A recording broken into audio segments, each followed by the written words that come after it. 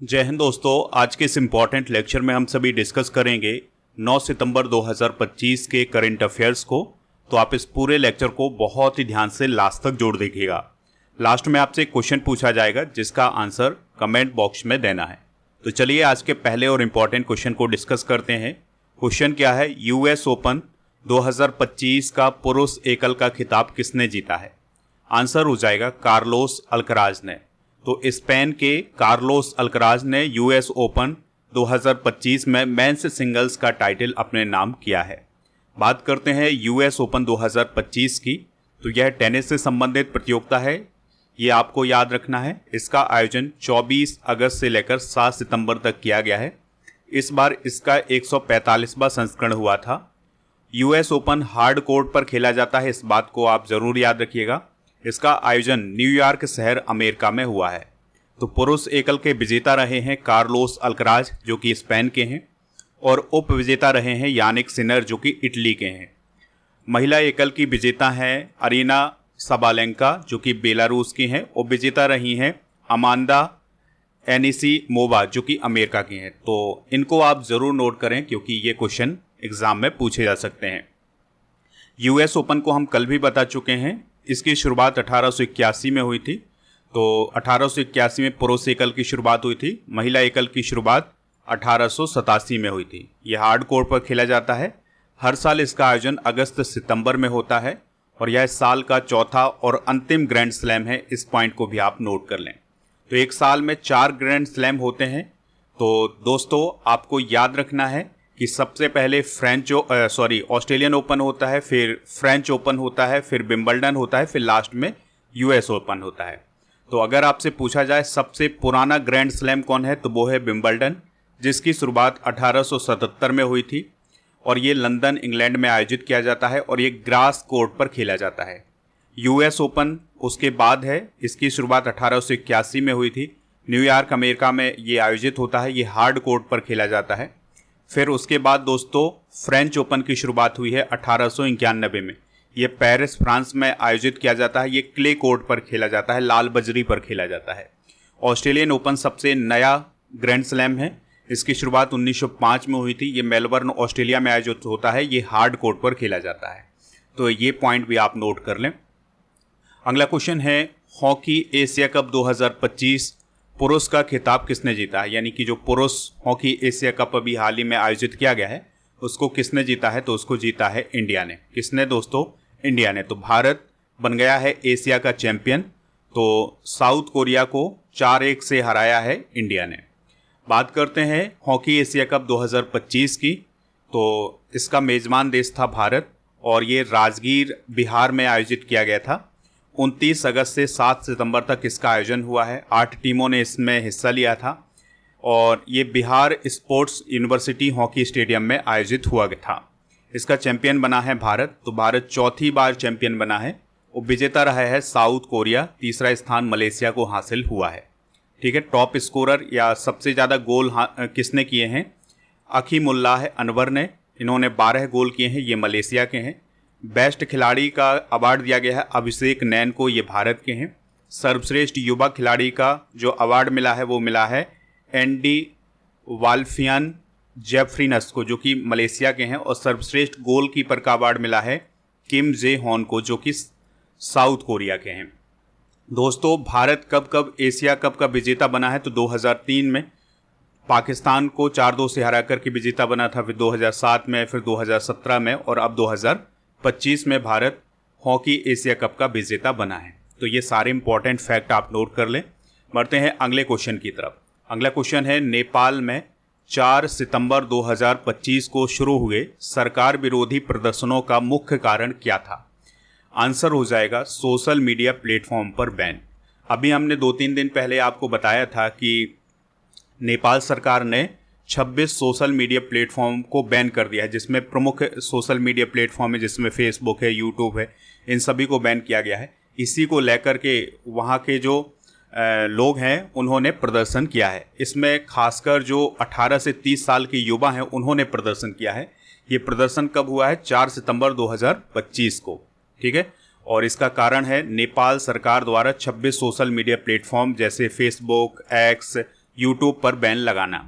इसके अलावा एक और कारण है इस प्रदर्शन का, जिसमें भ्रष्टाचार है, नेपोटिज्म है यानी भाई भतीजावाद है, और राजनीतिक विशेषाधिकार के खिलाफ ये पूरा प्रदर्शन हुआ है। ठीक है, इसका नेतृत्व किया है जेन जेड के युवाओं ने, यानी कि जिनकी आयु 18 से 30 वर्ष के बीच है, वो युवा इस प्रदर्शन को कर रहे थे। काफ़ी आक्रोश पैदा हुआ है इस प्रदर्शन में। और दोस्तों, इस प्रदर्शन में कुल 16 लोगों की मौत भी बताई गई है। ठीक है, जिस प्रकार से न्यूज़ आई है उसके अनुसार 16 लोगों की मौत हुई है। काफ़ी बड़ा प्रदर्शन रहा है। लोग मतलब वहाँ की जो संसद है वहाँ तक पहुँचे थे। तो इस प्रकार का प्रदर्शन देखने को मिला है नेपाल में। नेपाल की बात करें तो राजधानी है काठमांडू, राष्ट्रपति हैं रामचंद्र पौडेल, पीएम है केपी शर्मा ओली, और करेंसी है नेपाली रुपया। और भारत नेपाल सीमा साझा करने वाले राज्य कौन है भारत के? उत्तर प्रदेश, उत्तराखंड, बिहार, पश्चिम बंगाल और सिक्किम।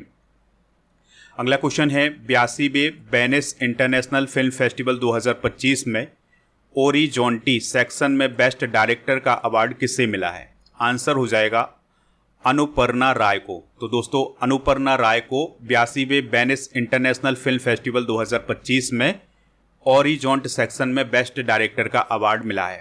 ठीक है, और ये जो वेनिस इंटरनेशनल फिल्म फेस्टिवल आयोजित किया गया था, ये इटली में आयोजित किया गया था। इस बात को भी आप नोट कर सकते हैं। तो उन्हें किस फिल्म के लिए ये बेस्ट डायरेक्टर का अवार्ड मिला है? तो songs of forgotten trees film के लिए ये अवार्ड मिला है। तो वे इस अवार्ड को जीतने वाली पहली इंडियन फीमेल डायरेक्टर बनी हैं। इस फिल्म को अनुराग कश्यप ने प्रेजेंट किया है। इस पॉइंट को भी आप नोट कर सकते हैं।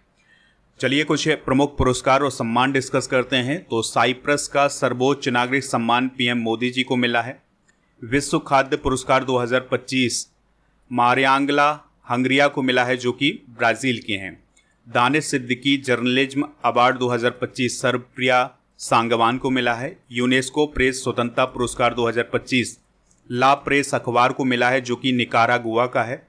विश्व कानून कांग्रेस सम्मान मिला है भुवन रिभु को, और ये सम्मान प्राप्त करने वाले पहले भारतीय वकील बने हैं। फ्रांसीसी सम्मान 2025 मिला है पायल कपाड़िया को। लता दीनानाथ मंगेशकर पुरस्कार 2025 कुमार मंगलम बिरला को। गुरुदेव कालीचरण ब्रह्म पुरस्कार 2025 डॉक्टर अच्युत सावंत को मिला है। और वर्चिल, यहाँ पर वर्चिल है, दलित साहित्य पुरस्कार 2025 मिला है पी शिवकामी को। स्कॉच अवार्ड मिला है पुलिस एवं सुरक्षा श्रेणी में उत्तर प्रदेश पुलिस को। तो ये पुरस्कार और सम्मान आप नोट कर लें। नेक्स्ट क्वेश्चन है नीति आयोग की रिपोर्ट के अनुसार भारत को किस वर्ष तक दालों के उत्पादन में आत्मनिर्भरता करने का लक्ष्य है? आंसर हो जाएगा 2030 तक। तो दोस्तों, अभी हाल ही में एक नीति आयोग की रिपोर्ट जारी की गई है, जिसमें ये बताया गया है कि भारत का 2030 तक का लक्ष्य है दालों में आत्मनिर्भरता प्राप्त करना, और 2047 का लक्ष्य है दालों का उत्पादन 2 गुना करना। तो ये 2 प्रमुख लक्ष्य रखे गए हैं नीति आयोग की रिपोर्ट के अनुसार।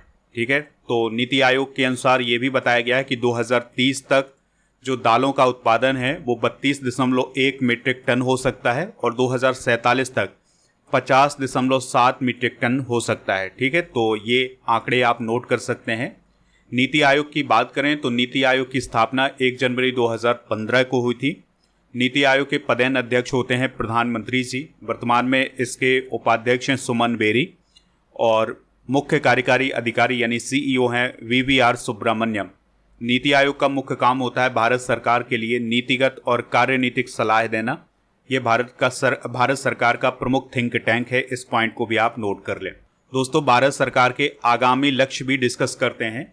तो पशुओं में फुट और माउथ एवं ब्रूसेलोसिस रोग पर नियंत्रण हासिल करने का लक्ष्य 2025 का। सभी गांवों में ऑप्टिकल फाइबर बिछाने का लक्ष्य 2025 का। यूरिया आयात को बंद करने का लक्ष्य 2025 का। भारत को टीबी मुक्त देश बनाने का लक्ष्य 2025 का।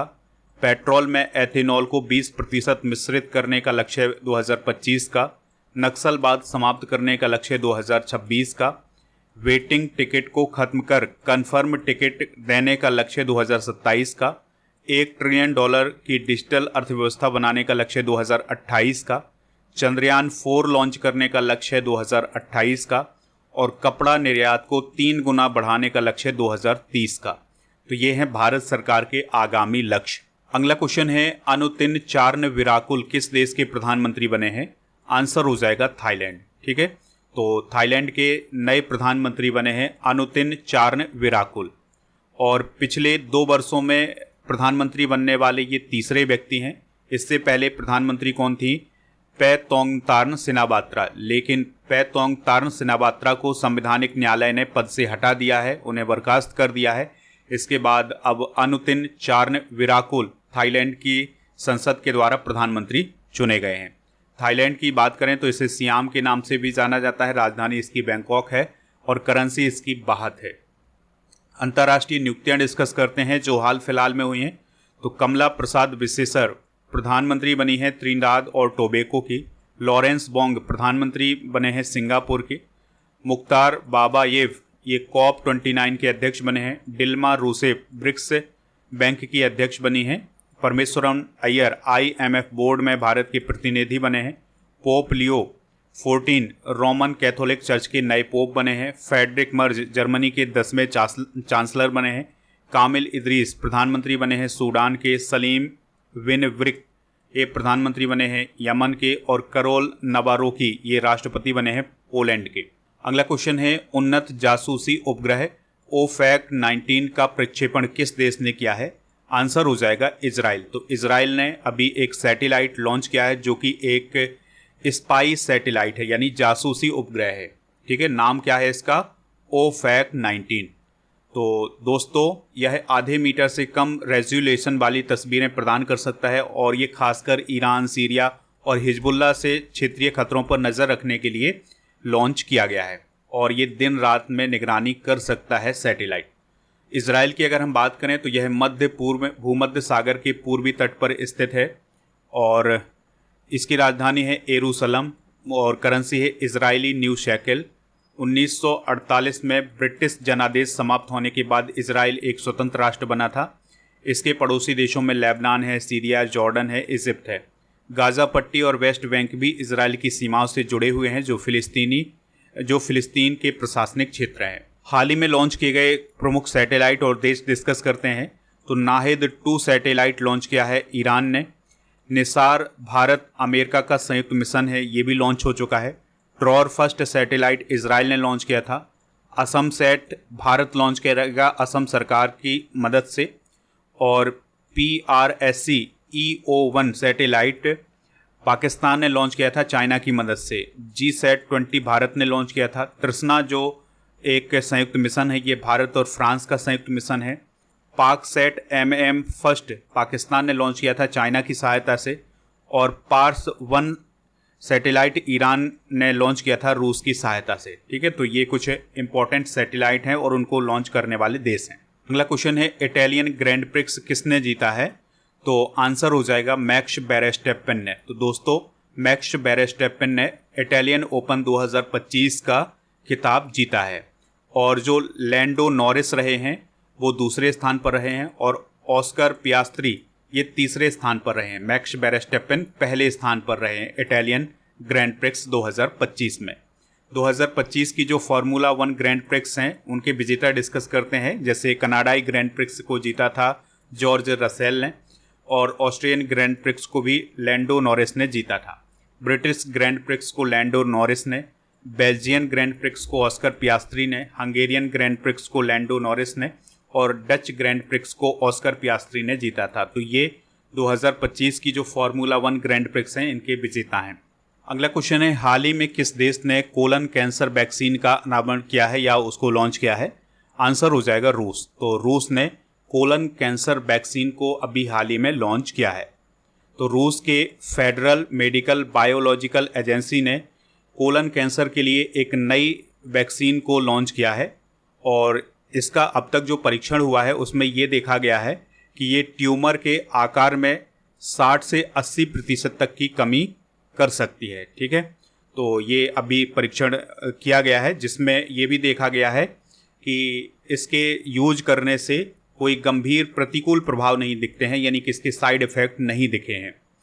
तो दोस्तों अगर हम बात करें कोलन कैंसर की, तो ये मनुष्य की बड़ी आंत में होता है, या जो मलाशय वाला एरिया है वहाँ पर जो कैंसर होता है उसमें ये कारगर हुई है। और जो फेडरल मेडिकल बायोलॉजिकल एजेंसी है रूस की, ये ग्लियोब्लास्टोमा और मेलेनोमा के लिए भी वैक्सीन डेवलप कर रही है। तो आने वाले समय में इनके लिए भी वैक्सीन बनाई जाएगी।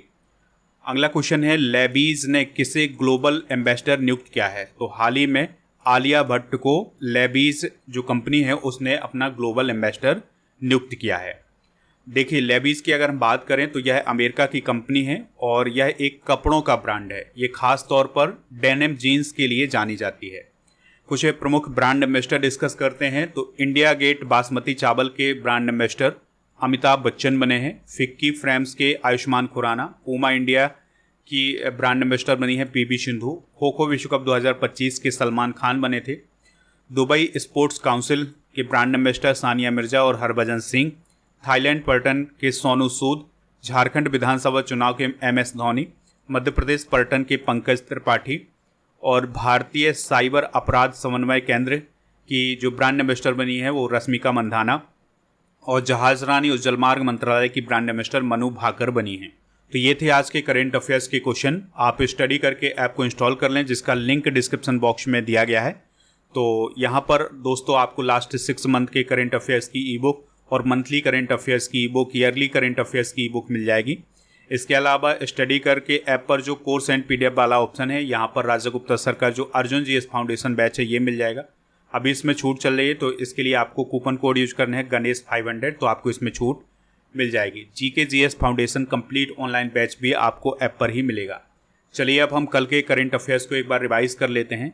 इरफान अली किस देश के फिर से राष्ट्रपति बने हैं? आंसर हो जाएगा गुआना। इसरो का कुलशेखर पट्टिनम प्रक्षेपण केंद्र किस वर्ष तक बनकर तैयार हो जाएगा? 2026। यस बैंक के अंशकालिक गैर कार्यकारी अध्यक्ष के रूप में किसे पुनर्नियुक्त किया गया है? आर गांधी को। US ओपन 2025 में महिला एकल का खिताब किसने जीता है? आर्याना सबालेंका ने। स्केचर्स ने किसे अपना ब्रांड एम्बेसडर बनाया है? मोहम्मद सिराज को। किस देश ने भारत की मलक्का जलडमरू मध्य गश्ती योजना का समर्थन किया है? सिंगापुर। तूतीकोरिन बंदरगाह पर हरित हाइड्रोजन परियोजना का उद्घाटन किसने किया है? सर्बानंद सोनोवाल। किस भारतीय फिल्म को पेरिस में होने वाले गंगेश्वर सीन महोत्सव के लिए आधिकारिक तौर पर चुना गया है? गुड बाय गुरुजी को। शिगेरू इशिबा किस देश के PM थे जिन्होंने इस्तीफा दिया है? जापान। डेविड लेमी किस देश के उप प्रधानमंत्री बने हैं? ब्रिटेन। आज के जनरल नॉलेज के पिटारे में प्रमुख वैज्ञानिक एवं उनके आविष्कार डिस्कस करेंगे। जैसे उत्प्लावकता का नियम आर्किमिडीज ने दिया था, ये यूनान के थे। जड़त्व का नियम गैलीलियो गैलीली ने दिया था, ये इटली के थे। प्रकाश का तरंग सिद्धांत क्रिश्चियन हाइगेंस ने दिया था, ये हॉलैंड के थे। मशीन गन का जो आविष्कार है ये जेम्स पकल ने किया था, ये इंग्लैंड के थे। टेलीविज़न का आविष्कार JL बियर्ड ने किया था, ये इंग्लैंड के थे। पेट्रोल चालित कार का जो आविष्कार है वो किया था कार्ल वेंज ने। थर्मामीटर या थर्मोस्कोप का आविष्कार गैलीलियो ने किया था, ये इटली के थे। विद्युत चुंबकीय तरंगों का आविष्कार हेनरिक रूडोल्फ हर्टज ने किया था, ये जर्मनी के थे। और गति के नियम आइजक न्यूटन ने दिए थे, ये इंग्लैंड के थे। तो ये प्रमुख वैज्ञानिक हैं और उनके आविष्कार हैं। कल के करंट अफेयर्स में आपसे पूछा गया था कि CS सेट्टी किस बैंक के अध्यक्ष हैं? वो स्टेट बैंक ऑफ इंडिया के अध्यक्ष हैं। तो लगभग सभी लोगों ने इसका आंसर SBI बताया हुआ है। आज आपके लिए क्वेश्चन है, कार्लोस अल्कराज किस देश के टेनिस खिलाड़ी हैं? जो भी इसका राइट आंसर हो कमेंट बॉक्स में हमें ज़रूर बताएं। स्टडी करके ऐप को आप ज़रूर इंस्टॉल करें, जिसका लिंक डिस्क्रिप्शन बॉक्स में दिया गया है। तो यहाँ पर आपको monthly current affairs, half yearly current affairs, yearly current affairs, state wise current affairs की ई बुक और PDF वगैरह ये सभी मिल जाएंगे। इसके अलावा GK GS की ई बुक भी आपको यहाँ पर मिलेगी। तो इन सभी को प्राप्त कर लें। और दोस्तों आप हमारे टेलीग्राम चैनल को ज़रूर ज्वाइन करें, जिसका नाम है स्टडी कर ऑफिशियल। ऐप पर जाकर के आप डेली करेंट अफेयर्स का टेस्ट भी दे सकते हैं। तो टेस्ट पास वाले ऑप्शन पर आपको जाना है, यहाँ पर डेली करेंट अफेयर्स का टेस्ट मिलेगा। इसके अलावा यहाँ पर आपको 1 साल की वैलिडिटी के साथ 4000 से अधिक टेस्ट भी मिलेंगे। तो इन सभी को आप प्राप्त कर सकते हैं ऐप पर जाकर।